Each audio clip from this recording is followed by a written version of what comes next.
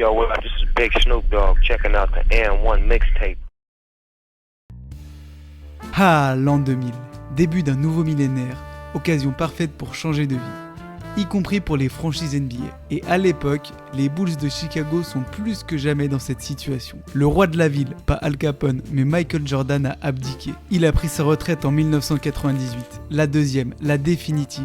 Enfin, c'est ce qu'on pense à l'époque. 2 ans après donc, le trône est encore vacant et le dauphin du souverain n'a pas encore pointé le bout de son nez. Et spoiler, il faudra attendre encore 8 ans. Il faut dire qu'après une décennie dorée, une des plus belles de l'histoire de la ligue peut-être, la chute est plus que brutale. De champion NBA en 1998 à pire bilan de la conférence Est en 1999. Ouais, brutal à ce point. Respect à Tony Kukoc et Ron Harper, mais bon, dur de faire oublier les départs de Jordan, Rodman et Pippen. Bon, au moins, bilan pourri, ça veut dire bon choix de draft. Et ça loupe pas, les Bulls ont le premier choix en 1999. Leur choix se porte sur Elton Brand, poste 4 de grand talent, co-rookie de l'année avec le flamboyant Steve Francis. Une saison rookie en 20 points et dire bon, rien à dire. Mais malgré tout le talent et le potentiel de Brand, Chicago fait guère mieux que l'année précédente. 17 victoires et une dernière place à l'Est. Au moins, ils auront un bon choix lors de la prochaine draft.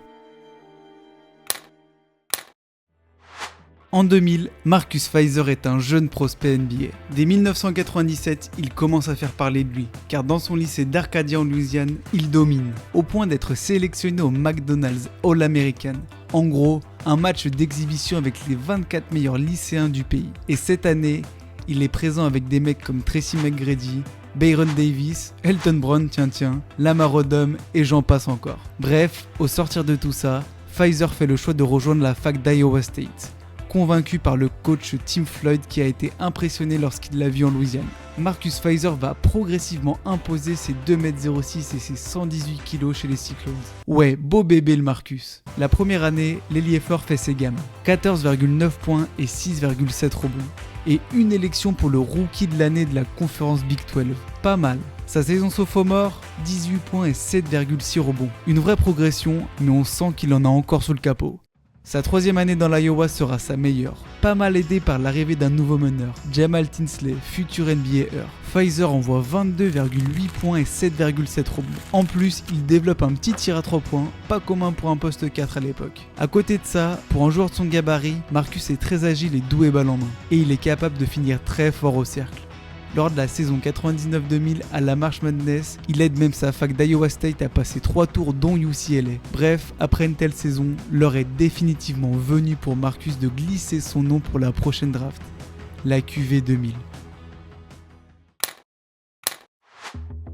28 juin 2000, toute la planète basket a les yeux rivés sur le Target Center de Minneapolis. L'autre grand-messe annuelle de la ligue, celle où le commissionnaire prononce des mots qui font et défont les destins des franchises NBA a lieu ce soir, la draft NBA. Et cette QV 2000 restera comme l'une des pires de l'histoire, mais ça, à l'époque, on ne le sait pas encore. Lorsque ce soir-là, David Stern s'avance pour la 4e fois devant son pupitre, c'est pour annoncer le choix de Chicago. Et bon, vu la vidéo, vous vous en êtes douté, les Bulls sélectionnent Marcus Fizer.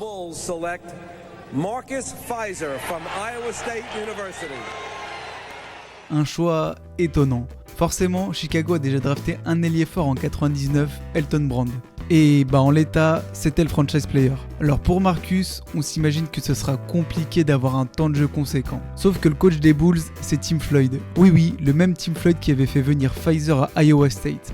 Alors on se dit qu'en fait, c'est peut-être une bonne chose pour Fizer. Sauf que, comme prévu, derrière les sophomores, Elton Brand qui joue 40 minutes et Ron Artest titulaire sur l'aile, Marcus doit se contenter de ce qu'il reste. Mais pas non plus des miettes. Son coach le connaît et il lui fait quand même confiance. Marcus joue 73 matchs de sa saison rookie et passe en moyenne 22 minutes sur les parquets. Ça aurait pu être pire. Il est même dans le 5, 13 fois cette saison-là. Sur les postes 3 et 4 quand Brand et Artest sont absents. Statistiquement, c'est honnête, un peu moins de 10 points et 4,3 rebonds de moyenne. Fizer fait le job, il prend ce qu'on lui donne quoi. À l'intersaison 2001, coup de tonnerre à Chicago. Elton Brand fait ses valises pour l'autre mauvais élève de la NBA, celui de l'Ouest, les Clippers. Ok, c'est un signe, c'est une grosse opportunité qui s'ouvre à Marcus. Une chance d'être titulaire même. Ouais, mais non.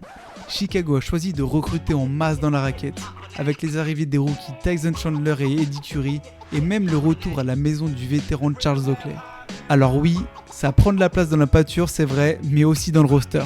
et ça fait pas les affaires de Marcus. Et s'il voulait essayer de décaler sur l'aile, c'est mort. Il y avait déjà Artest, il faut maintenant ajouter Jalen Rose, le nouveau franchise player de l'équipe. A l'image de son année rookie, Marcus Fizer prend ce qu'on lui donne.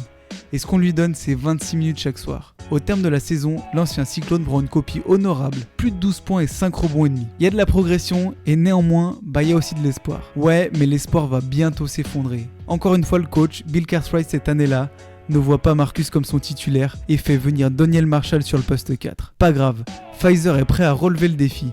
Il débute la saison 2002-2003 sur les mêmes standards que la dernière. Sauf qu'au bout de 38 matchs joués, crac. Marcus se blesse au genou. La première de 3 opérations au ligament croisé qui vont forcément fortement freiner sa carrière. Et même si Fizer prend part au premier match de la saison suivante, son genou lui vaudra de ne disputer que 46 matchs en 2003-2004.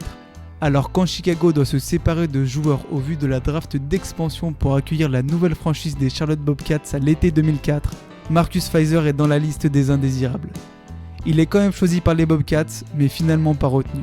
Il trouve cependant un point de chute à Milwaukee, une saison correcte où il dispute 56 matchs à plus de 6 points en moyenne en 17 minutes, mais insuffisant pour trouver un contrat pour la saison 2005-2006. Alors Fizer signe en D-League, ancêtre de la G-League où il casse tout. Il est même élu MVP de D-League avec les Toros d'Austin. Tout ça pour rien, enfin pour seulement être appelé 3 matchs avec les Hornets cette année-là. Et c'est ainsi que se termine la carrière NBA de Fizer. Mais pas sa carrière de basketteur. Marcus va jouer en Europe, à Murcie et Tel Aviv, et même à Porto Rico, en Argentine, au Mexique ou encore en Uruguay.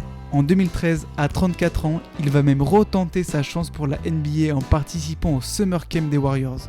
Et ouais, même avec un genou plus qu'en vrac, Marcus n'abandonne jamais. Finalement, Marcus Fizer ne refoulera jamais les parquets NBA et finira sa carrière honorable à l'étranger. Il raccroche définitivement les sneakers en 2015 à 37 ans. Un 4e choix de draft qui n'aura sûrement pas eu la carrière NBA escomptée. Pourtant, il a toujours semblé saisir les opportunités qui lui étaient tendues. Peut-être a-t-il manqué de chance, sûrement. Car parfois, le talent seulement ne suffit pas tant la grande ligue peut être cruelle.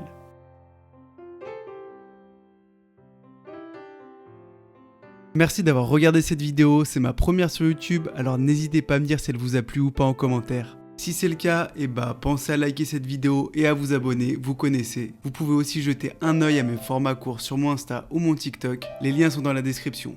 Et nous, on se dit à la prochaine.